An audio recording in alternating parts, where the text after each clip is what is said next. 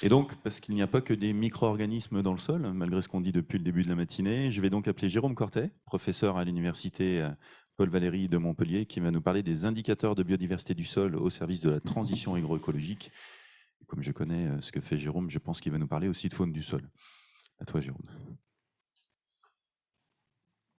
Merci. Bonjour à tous, merci donc de m'avoir invité à faire cette présentation, donc qui a été préparée également avec Michael Ed qui travaille à l'INRAE à Montpellier. Je vais être assez rapide. En fait, bon, alors moi, vous avez compris, je vais vous présenter les choses qui sont à la mode en ce moment, visiblement, si j'ai bien compris. Je vais vous parler de biodiversité, mais surtout comment est-ce qu'on peut utiliser aujourd'hui la biodiversité dans les systèmes agricoles en tant qu'indicateur. Alors la biodiversité, effectivement, pour l'ensemble de la population, généralement, ça se résume à ce genre de choses, c'est-à-dire les jolis papillons, la macro, hyper mégafaune. On a beaucoup de mal, en fait, encore à l'heure actuelle, à faire comprendre aux gens que, ben, en fait, la biodiversité, terrestre, en tout cas, c'est essentiellement ça. C'est vrai que ce qu'a présenté tout à l'heure euh, euh, Antonio sur le fait que les sols, en fait, c'est aussi un volume et pas simplement une surface, ça va peut-être nous aider effectivement à avancer sur ces questions. C'est-à-dire que dans ce volume, bah, il y a tout un tas d'organismes, des plus petits, qui font alors, je sais pas, on peut pas pointer avec ça, des plus petits qui font quelques microns jusqu'à des beaucoup plus gros, qui font quelques centimètres, quelques décimètres, en passant par tout un tas d'organismes qui ont des tailles très variables, souvent autour du millimètre, hein, ce qui correspond grosso modo à la porosité qu'on va trouver dans le sol. Donc tout ça représente des abondances et des biomasses qui sont absolument énormes en fait dans les sols. Donc là j'ai repris un tableau avec quelques chiffres qui sont ce qu'ils sont, avec des variations qui peuvent être relativement importantes finalement en fonction des sols. Mais du coup avec bah, voilà, tout un tas d'organismes plus ils sont petits, plus il y en a généralement. Mais par contre avec des biomasses qui peuvent être extrêmement importantes dans les sols. Donc voilà, le premier message, c'est que la biodiversité terrestre, en fait, c'est essentiellement de la biodiversité dans le sol. Alors cette biodiversité, elle agit sur les sols, hein, c'est un peu le message aussi qu'avait Luc ce matin, notamment sur différents processus, des processus de décomposition de matière organique, des processus de structuration dans les sols. Les processus de décomposition de matière organique, il y a beaucoup d'études qui ont montré que lorsqu'on met de la faune dans un milieu, dans une petite boîte, et qu'on regarde comment ça se décompose, ça se décompose plus vite quand il y a de la faune, et puis quand on met plusieurs organismes, ça se décompose encore plus vite, hein. C'est le graphe qui est situé sur votre gauche, où on a mis pour certains cosmes des cloportes, et puis d'autres des cloportes et des vers de terre, et voir quand on voit qu'il y a des cloportes et des vers de terre, ça va plus vite que quand il n'y a rien du tout et que quand il y a juste des cloportes. Et puis sur la droite, vous avez une photo qui montre l'effet sur la structuration des sols. Tout ce que vous voyez, donc à gauche, donc c'est la photo de la coupe de sol. Alors c'est un technosol en fait qui a été pris ici. C'est pas un sol totalement naturel, on va dire ça. Donc c'est un sol qui a été formé par l'activité anthropique essentiellement. Et on se rend compte qu'au bout de quelques mois, ça c'est au bout d'un an, un an et demi, 2 ans, donc après la mise en place du sol, on a une activité biologique qui se met en place. Et c'est tout ce que vous voyez sur la droite, en fait, qui est le même profil de sol, mais tout ce qui est en rouge, en vert, en bleu, tout ça, toutes ces zones-là, en fait, ce sont les zones qui ont été modifiées par l'activité biologique. Donc avec des processus d'agrégation, des galeries, des modifications par les racines, etc. Donc le vivant, très très rapidement, effectivement, peut avoir une action sur la modification du sol et sur les processus du sol. Alors la biodiversité dans les sols, on sait aujourd'hui qu'elle peut nous servir effectivement d'indicateur euh, dans les sols sur un certain nombre de choses. Alors on commence à avoir une vue assez bonne sur les effets des usages, donc à des échelles assez importantes. Ici, vous avez un graphe en fait qui montre un indice qui est tiré sur des petites bêtes que j'aime bien qui s'appellent les colamboles. Et on voit que, en fonction des usages, on a des indices donc, qui sont plus ou moins élevés. Donc on voit par exemple que les sols agricoles ne sont pas très bien placés au niveau de la biodiversité par rapport à d'autres types de sols, notamment les sols forestiers, les sols de vigne étant un peu critiques. Et puis on voit que les sols urbains, ils ne sont pas si mal placés que ça. Et bon, voilà. Donc il y a des choses qui ne sont pas si intuitives que ça, ce qu'on pourrait avoir comme vision au départ, quoi. Les sols urbains, c'est pas forcément que du mauvais, quoi. Et surtout, alors là, on n'a pas la variation, mais il faut regarder aussi la variabilité en fonction des usages. Mais bon, bref, voilà, donc on commence à avoir une vue assez globale, plutôt bonne sur les usages des sols. En revanche, là où on est un peu moins bon, et même beaucoup moins bon, c'est sur la question des pratiques, et notamment des pratiques agricoles. Alors c'est là-dessus que je voulais faire le focus, ou on m'a demandé de faire le focus aujourd'hui. Donc on va parler un petit peu d'agroécologie. Je ne vais pas m'étendre sur cette diapositive parce que Lionel m'a dit qu'il n'aimait pas trop.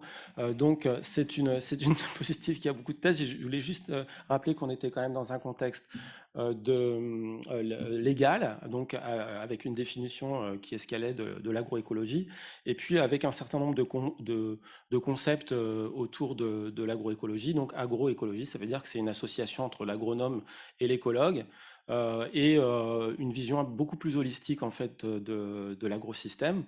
Et la question, c'est de savoir quelle est la place du vivant en fait finalement dans cette agroécologie. Et on place comme hypothèse finalement que le vivant va aider finalement l'agronome, hein, si on généralise un petit peu le système. Donc, toi, comme promis, je la passe très vite. Donc, moi, je vais vous parler un petit peu des effets des pratiques agricoles dans ce contexte d'agroécologie. Et je vais vous parler surtout d'un modèle que je connais pas trop mal. Bon, alors Luc nous a dit tout à l'heure qu'on était un peu dans nos silos, mais c'est vrai, hein. Chacun a un petit peu ses petites marottes, ses spécialités. Moi, c'est plutôt les colamboles. Alors, les colamboles, ce sont des organismes qui vivent de façon ils sont assez nombreux dans les sols. Donc, il y a très peu d'espèces, par contre, enfin relativement peu d'espèces au niveau mondial, c'est à peu près 8000, hein. Comparé aux coléoptères, c'est beaucoup moins. Il y a à peu près 15 à 30 espèces en moyenne dans les zones agricoles, 60 à 80 dans le milieu forestier, hein, quand on tape sur une parcelle. Et voilà, avec des variabilités morphologiques qui sont relativement importantes. Et ce sont des décomposeurs, c'est-à-dire que ce sont des organismes qui vont essentiellement utiliser le carburant dont a parlé Luc tout à l'heure, c'est-à-dire la matière organique. Alors ces animaux-là, on les utilise depuis assez longtemps, finalement. Enfin, on sait depuis assez longtemps qu'ils réagissent en fonction d'un certain nombre de choses qui se passent au niveau du sol. Donc toute la question, c'est de savoir, est-ce qu'on peut les utiliser comme indicateur de qualité? Alors aujourd'hui, on n'a plus le droit de parler de qualité des sols, je ne sais pas pourquoi, donc il faut parler de santé des sols, donc de qualité ou de santé des sols. Et donc, je vais vous montrer quelques exemples pour savoir si c'est possible et comment ça réagit. Alors, ici, par exemple, sur la question de la gestion des adventices, on a fait quelques études en milieu viticole, et on a pu observer que oui, ici, vous avez un exemple qui est pris à côté de Nîmes. Et on avait travaillé sur trois types de gestion des adventices, donc soit du labour, soit de l'herbicide de post-levé, soit de l'herbicide de pré-levé. Et on voit bien que, effectivement, c'est ce qui est en jaune ici. On voit bien que lorsqu'on utilise des herbicides de prélevé, on a des abondances ou des diversités de colamboles qui sont beaucoup moins importantes que dans les deux autres systèmes. Donc là, on peut dire, bah oui, on voit un effet, alors peut-être indirect, hein, à travers la matière organique, de cette pratique. Si on regarde autre chose qui est l'ajout de matière organique dans les systèmes, ici on est encore en système viticole, mais c'est un autre terroir, c'est le terroir de Banyuls qui est assez particulier, je ne sais pas si vous connaissez, parce que ce sont des toutes petites parcelles qui sont situés et qui sont situés sur des zones en très très forte pente, donc où la mécanisation est très très difficile, et ce sont des systèmes où on arrive à des impasses en termes de gestion des adventices parce que il y a une résistance aux herbicides, mais malheureusement on peut pas trop mécaniser, et puis c'est pas des vins qu'on vend encore trop cher, donc on peut pas avoir une valeur ajoutée qui est extrêmement forte. Enfin, voilà, on est un peu dans des impasses techniques. Et donc, il y a des gens qui essayent un petit peu des choses. Donc, voilà, il y a des gens qui se sont amusés à mettre des moutons dans leur parcelle pour voir ce que ça pouvait donner. Et on a regardé, nous, ce qui se passait au niveau des colamboles. Et puis, on voit, c'est ce qui est indiqué dans le graphe qui est à votre droite. Et bien que lorsqu'on avait mis des moutons, et bien le fait d'apporter de la matière organique avec les moutons et avec le crottin de mouton, ça apportait du carburant et ça permettait effectivement d'augmenter de façon assez importante les abondances de colamboles. Donc on voit que l'apport de matière organique, hein, lorsqu'il est là, il va favoriser en fait très nettement les communautés dans les sols. Alors, toute la question qui se pose derrière, c'est quelle qualité de matière organique, hein, bien sûr, on va mettre. Mais ça, c'est un débat qu'il faut bien sûr avoir. Le travail du sol, on en parle beaucoup dans le contexte agricole parce que souvent, dans le contexte agroécologique, on est souvent dans des systèmes de conservation, c'est-à-dire qu'il ne faut plus trop travailler le sol, on fait du travail superficiel. Et effectivement, on a pas mal de retours par rapport à ça qui montrent que les abondances sur cet indicateur-là sont généralement plus élevées lorsqu'on est en système de non-labour par rapport à des systèmes de labour avec des variations, hein, bien sûr, mais que globalement, c'est plutôt le cas. Ici, c'est sur un système de monoculture de maïs. Alors, on peut aussi travailler non pas à l'échelle de la pratique, mais à l'échelle du système, parce qu'en fait, lorsqu'on est sur une parcelle agricole ou sur un système agricole, les pratiques qu'on va avoir finalement sont combinées entre elles au sein d'un ensemble de pratiques. Et donc, on va parler plutôt de système de gestion. Et ici, on avait travaillé, donc là, c'est dans le cadre du programme bioindicateur de l'ADEME sur les vergers à Gautron. Et on peut voir qu'on avait comparé trois systèmes de gestion de culture, un système dit économe, c'est-à-dire on utilise un peu moins de pesticides, et puis un système bio et un système dit conventionnel, d'ailleurs, qui était appelé raisonné à l'époque. Bon, bref, toujours est-il que vous voyez que c'est assez complexe parce que en fonction des systèmes de culture, on a des choses qui sont assez variables. Donc, c'est pas toujours évident de faire la part des choses entre les différentes pratiques en définitive. Mais en prenant différents indicateurs pour un même organisme, par exemple ici les colamboles, donc on s'intéresse à total colambole, c'est l'abondance totale, total microarthropodes, on y met les acariens également, R c'est richesse, HX c'est la diversité, E c'est l'équitabilité, donc ce sont des différents critères qu'on peut avoir pour évaluer en fait cette biodiversité. On voit que sur un ensemble de critères, globalement, le système économe semble meilleur que les autres systèmes. Voilà, donc on a pu développer au cours du temps un certain nombre d'indicateurs. Et puis les chercheurs ne font pas que développer des indicateurs, ils font également de la review, c'est-à-dire de la synthèse bibliographique pour voir un petit peu ce qui se fait dans la littérature. Et par exemple, récemment, on a travaillé sur une autre chose qui est assez mis en avant actuellement en agroécologie, c'est l'agroforesterie. Ici, on voit par exemple sur une étude qui rassemble plusieurs dizaines de papiers dans le monde, eh bien que ce soit sur la macrofaune, la mésofaune ou la microfaune, on voit que lorsqu'on compare à des systèmes de culture classiques, on voit en fait que le nombre, alors c'est le nombre de publications en abscisse, lorsqu'elles sont jaunes et oranges, ça veut dire que c'est plutôt positif pour ces organismes-là de mettre en place des pratiques d'agroforesterie. Lorsque c'est rouge, ça veut dire que c'est pas très bon, et on voit qu'on est plutôt quand même par rapport aux cultures en jaune et en orange. Donc ça veut dire que globalement, ce sont des pratiques qui sont plutôt favorables à la biodiversité dans les sols. On fait aussi des méta-analyses, c'est-à-dire qu'on reprend nos jeux de données et puis on essaie de les retravailler pour en tirer un certain nombre de choses un peu générales. Ici, c'est ce qu'on a tenté de faire récemment pour voir quelles étaient les pratiques associées, différents types de pratiques sur les colamboles, les vers de terre et les carabes. Et on voit on a comparé, enfin, on a travaillé sur la question du travail du sol, de la rotation des cultures, de l'utilisation de pesticides ou de fertilisation. Donc vous avez la représentation qui est à droite, qui est le résultat. Lorsque vous êtes grosso modo à droite, enfin, lorsque vous êtes à droite de la ligne verticale, ça veut dire que vous êtes plutôt positif lorsque vous avez des pratiques alternatives par rapport aux pratiques conventionnelles. Et lorsque vous êtes à gauche, ça veut dire que ce n'est pas le cas, c'est l'inverse. Donc là, on voit qu'on est plutôt à droite, donc ça veut dire que les pratiques alternatives aux pratiques conventionnelles, que ce soit en termes de travail du sol, d'usage de pesticides ou de fertilisation, eh bien, c'est plutôt favorable à la biodiversité. On n'a pas vu d'effet, par contre, sur la question des rotations des cultures. Voilà, tout ça génère effectivement, on a commencé à en parler tout à l'heure, de beaucoup de données. Et la question, c'est aussi la capitalisation des données.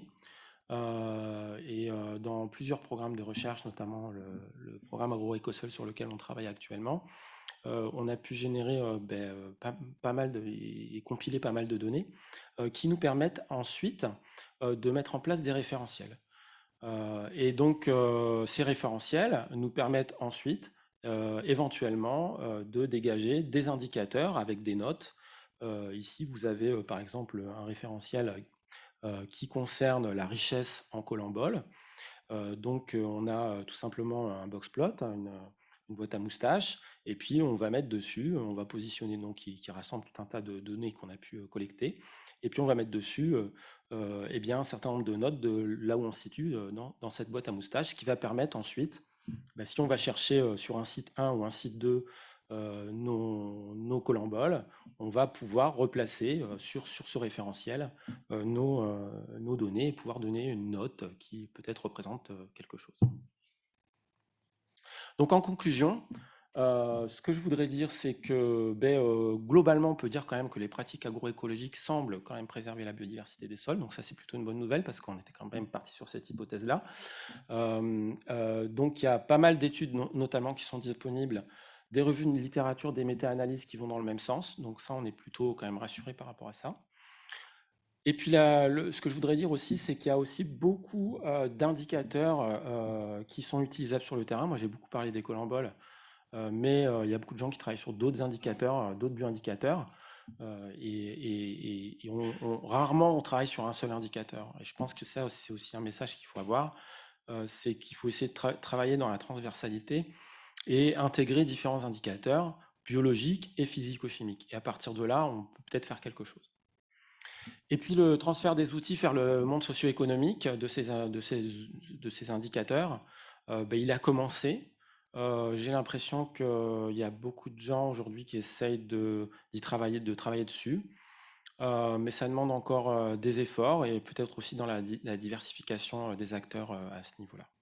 Voilà, je vous remercie. J'en profite pour dire que toutes les données qui ont été acquises en fait dans le cadre de ces projets sont des données qui sont issues de la recherche publique.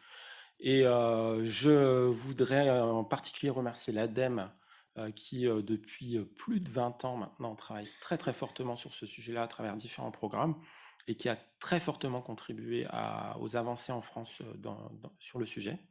Et puis, bien sûr, d'autres programmes de recherche, l'ANR, et puis les programmes actuellement qui sortent à l'échelle territoriale. Merci beaucoup. Merci Jérôme.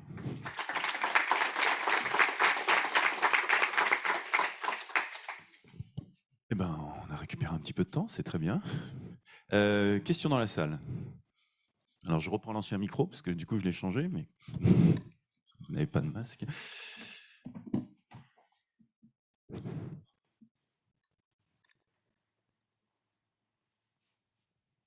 Pourriez-vous me donner une explication sur, je dirais, un paradoxe que vous avez écrit donc dans l'article qui nous a été distribué, le bio assis vivant.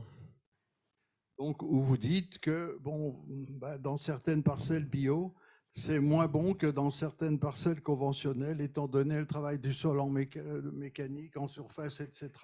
Bon, vous pourriez donner quelques explications à ce sujet-là? Alors ça, c'est pas moi qui l'ai écrit, mais j'adhère. En fait, c'est moi qui l'ai écrit. Je vais le laisser répondre. Non, mais bon, c'est pas grave, je vais tenter une explication. En fait, le bio, c'est un ensemble de pratiques avec un cahier des charges qui est basé essentiellement sur la non-utilisation de pesticides de synthèse, euh, si on veut faire court. Mais par contre, ça veut dire que le corollaire, c'est qu'on va parfois, effectivement, avoir d'autres pratiques qui vont remplacer ça. Je prends par exemple la gestion des adventices.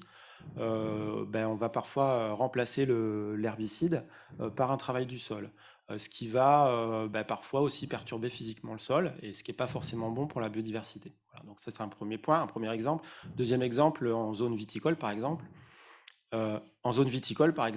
Le seul pesticide qu'on peut utiliser grosso modo en bio, le seul fongicide qu'on peut utiliser grosso modo en bio, c'est le cuivre. Et on sait que le cuivre, il pose certains problèmes, notamment d'accumulation dans les sols à terme. Voilà, j'ai mes collègues de Dijon là qui commencent à stresser.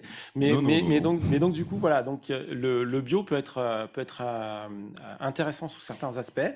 Je pense que globalement, quand même, le fait de diminuer la charge en pesticides de synthèse est plutôt une bonne idée. Après, voilà, il y a tout un tas d'autres paramètres qui jouent autour, la gestion de la matière organique, voilà. Donc c'est pour ça que finalement, l'agroécologie, c'est un concept qui me plaît plutôt bien, parce qu'il n'est pas enfermé dans un cahier des charges. Pour partager la charge de cette rédaction, je l'ai rédigée avec Pierre-Alain Marron. C'est de leur faute. Une autre question dans la salle. Tu as le droit de poser des questions? Bonjour.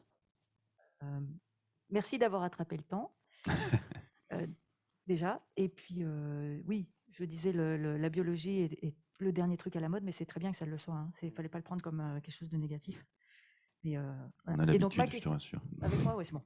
Et la question, c'est par rapport à l'exemple que tu montres dans le Gard.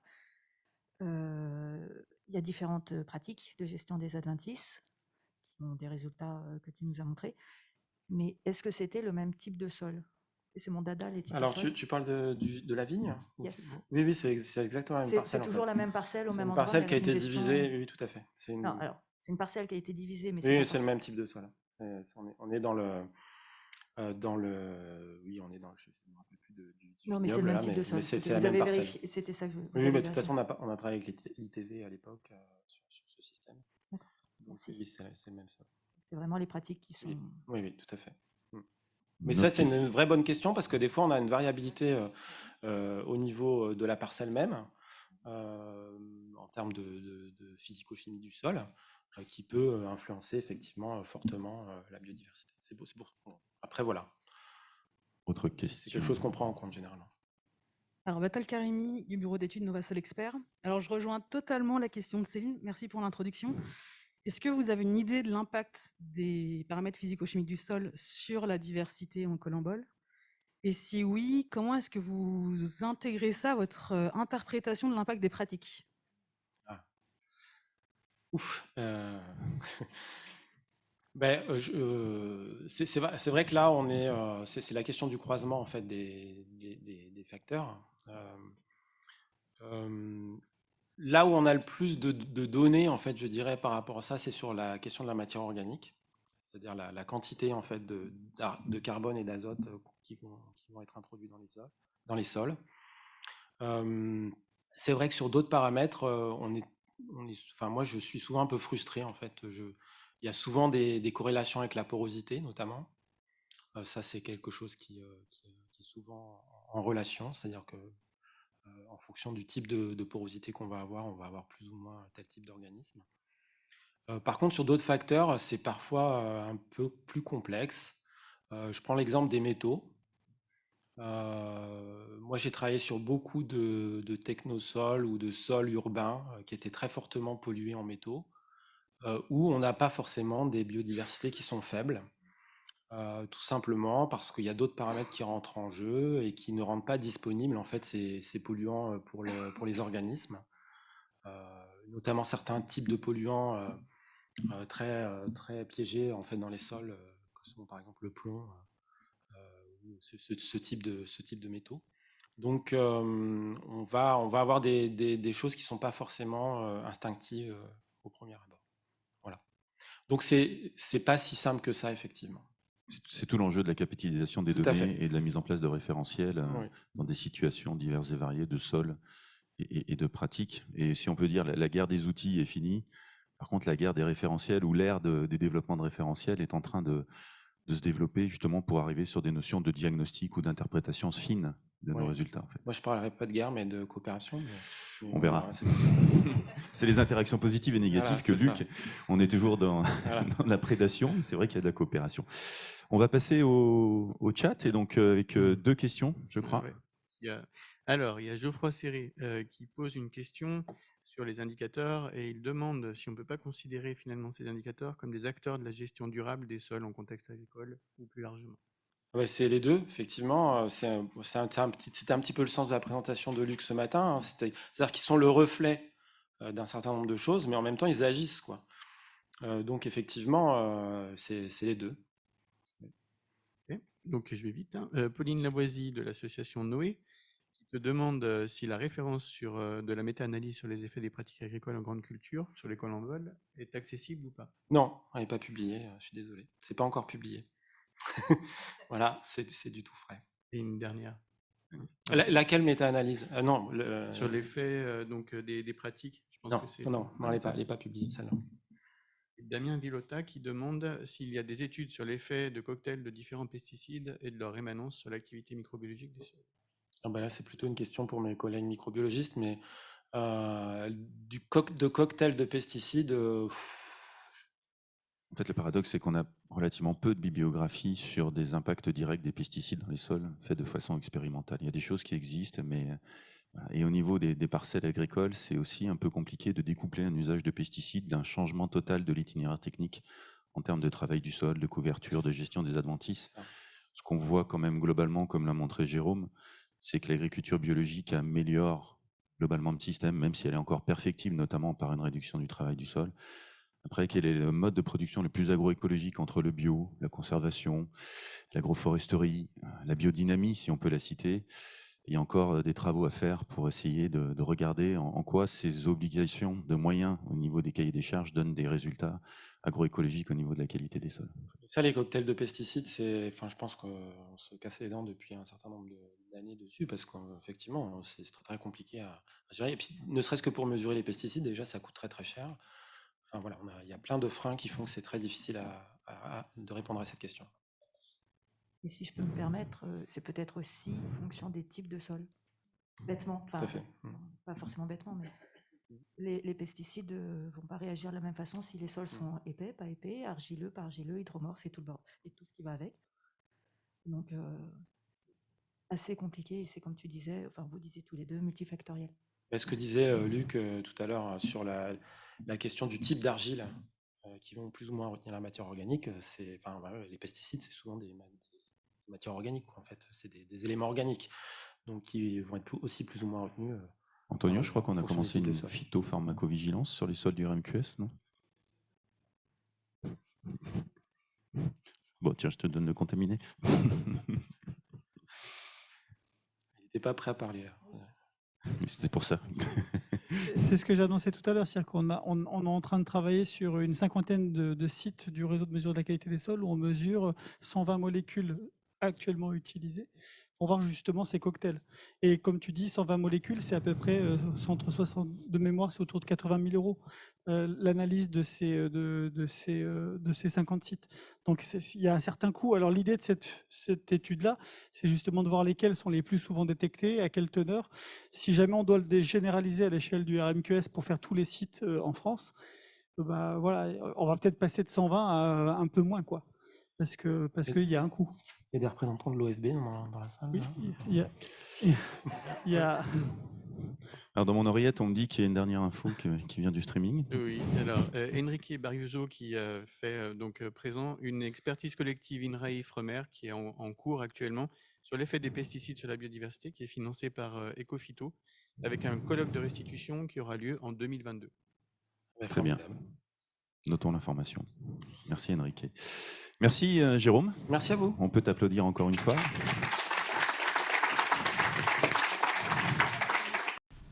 Cette conférence est extraite de la journée « Le génie écologique au service du sol » organisée par Technique de l'ingénieur à l'occasion de la sortie de la nouvelle offre « Génie écologique ».